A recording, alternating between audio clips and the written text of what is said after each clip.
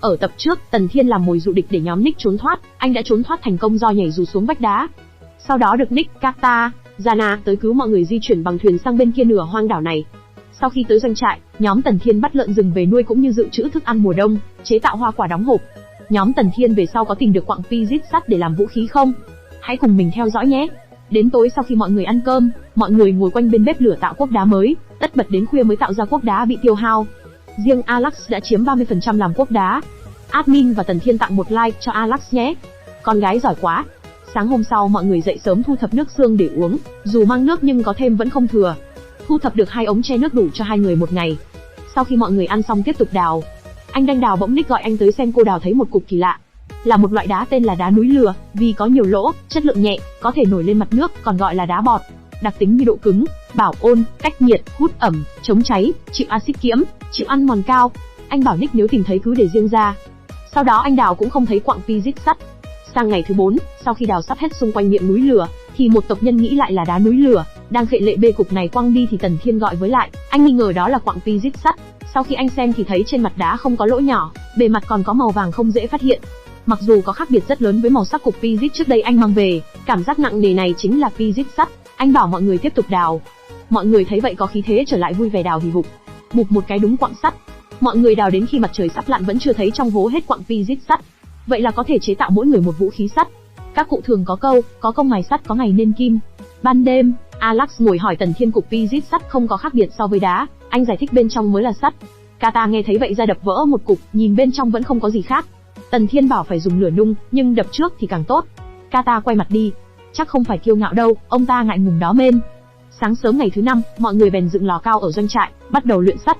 Alex và một số người thấy cục sắt rất cứng, lại đen sẫm. Anh cổ vũ mọi người hôm nay luyện hết đống physics ra sắt. Anh thấy luyện nước sắt thành cuốc, xẻng sắt trước để đào quặng physics cho nhanh trước. Anh đổ nước sắt vào khuôn mà Alex đã làm cho anh. Admin và Tần Thiên lại tặng Alex thêm một like nữa nha, làm khuôn đẹp quá. Sử dụng nước vôi trong làm môi chất tôi thép thúc đẩy quá trình chuyển hóa các ion sắt trong vật liệu sắt thành trạng thái ổn định của các ion sắt, khiến màng oxit hình thành đồng đều và chặt chẽ. Đồng thời, nước vôi trong có tính kiềm và có thể trung hòa các thành phần axit trong môi trường xung quanh, làm chậm sự ăn mòn. Ngày thứ 6, sau khi có cuốc sắt xẻng sắt, tốc độ đào quặng nhanh gấp đôi. Tần Thiên không biết khoảng 1 tháng nữa mới mùa đông, mà giờ giữa tháng 10 đã sắp có tuyết rơi. Đang buổi trưa làm anh và mọi người thấy rất lạnh, gió cát thổi cả đá nhỏ quất vào mặt rất đau. Anh thấy cứ tiếp tục đào thì năng lực vận tải không kịp, anh định luyện tại hố quặng physics sắt thì cũng không kịp. Anh thấy vậy là đủ cho mỗi người một vũ khí, dọn dẹp rồi ngày mai quay về.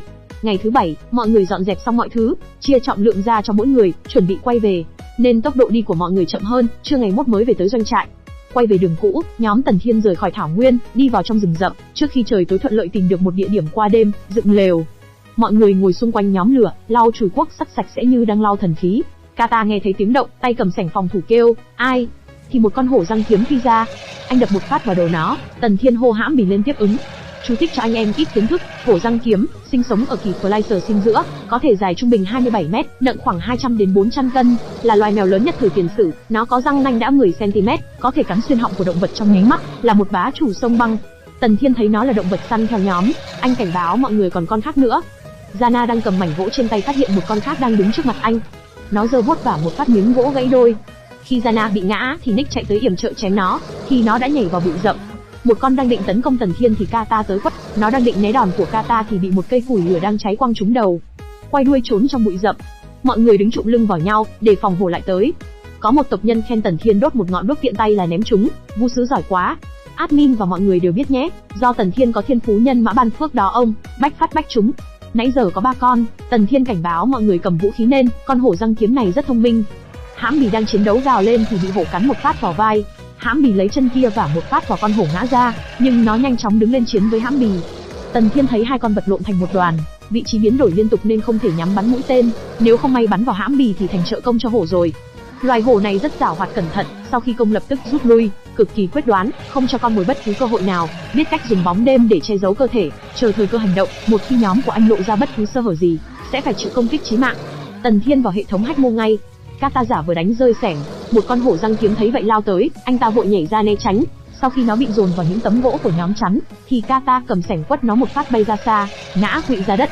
Có một con đang đứng bên cạnh nó, Nick và Kata xông lên. Nick nhận con bên phải. Có một con đang lấp trong bụi rậm chưa ra đang nhìn mấy người cầm chắn gỗ có sơ hở, nó nhảy ra sông tới. Lúc này mọi người mới biết có 4 con. Ngay lúc đó hệ thống hiện lên, đinh ký chủ tiếp thu thiên phú phản ứng của mèo hoàn tất. Mắt mũi và cơ thể của anh bắt đầu có dao động, thời gian giống như đã dừng lại, đến cả nước bọt bắn ra từ miệng hổ răng kiếm, anh cũng nhìn thấy rõ ràng. Khi con hổ răng kiếm đang lao vào Alex và mọi người, thì anh dùng thiên phú tốc độ báo săn cầm con dao trong tay. Con hổ đầu tiên, anh phi tới luồn dưới bụng nó rạch một vạch. Kata đánh đúng vào đầu con hổ, Nick cũng hạ một con.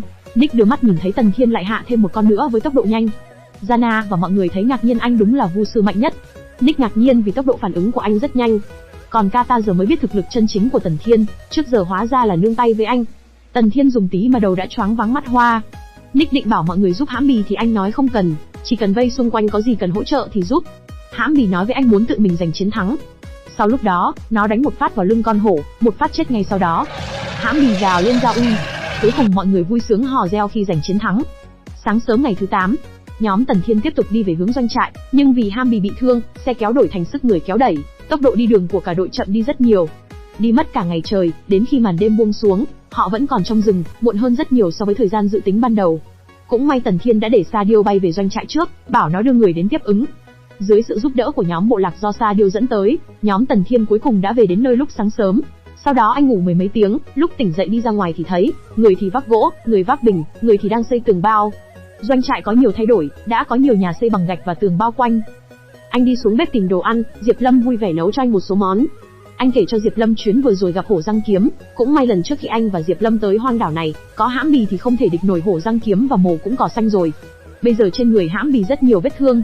Anh hỏi cô tiến độ thăng cấp doanh trại như nào rồi, Diệp Lâm vui sướng kể, 8 khu chức năng lớn quy hoạch trong bản vẽ thiết kế bao gồm nhà sinh hoạt để nghỉ ngơi, nhà bếp để ăn uống, nhà vệ sinh để tắm rửa, khu nuôi trồng để chăn nuôi gia súc, nhà thí nghiệm để luyện chế hóa học thuốc men, nhà thủ công để chế tạo các loại đồ vật, nhà công tượng để làm công việc nhiệt độ cao, nhà kho để chứa các loại vật tư. Giờ đây, đã xây dựng xong nhà sinh hoạt, nhà bếp, nhà vệ sinh, khu nuôi trồng, gian phòng dùng riêng cho Hãm bì, còn các khu chức năng khác, các tộc nhân phụ trách xây dựng cũng đang ngày đêm làm việc, sẽ nhanh chóng hoàn thành. Việc chế tạo hũ hoa quả cũng đã hoàn thành xong vào ngày thứ 3 sau khi nhóm anh đi, bởi vì nho và dứa có thể hái đã hái sạch rồi. Nhưng mà đồ ăn cho mùa đông mọi người vẫn tiếp tục tìm kiếm, mỗi ngày Viju đều dẫn người ra biển bắt cá. Nhóm Sompa phát hiện có gà rừng trong rừng tre, liền vây lại nuôi giống như lợn. Mấy ngày nay thời tiết giảm xuống, Diệp Lâm đang dẫn người may đồ da thú và giày chống lạnh. Tần Thiên khen cô làm tốt lắm, ngoài đội phụ tránh thức ăn thì tất cả mọi người đã đến lúc chế tạo vũ khí. Ngày hôm sau, mọi người xây dựng lò, anh bảo mọi người xây thêm một bể nung gang. Alex không biết nung gang là gì, anh giải thích nung gang chính là quá trình chuyển hóa gang sống thành sắt rèn. Alex vẫn nghĩ sắt lại cũng như đồ ăn có chín và sống.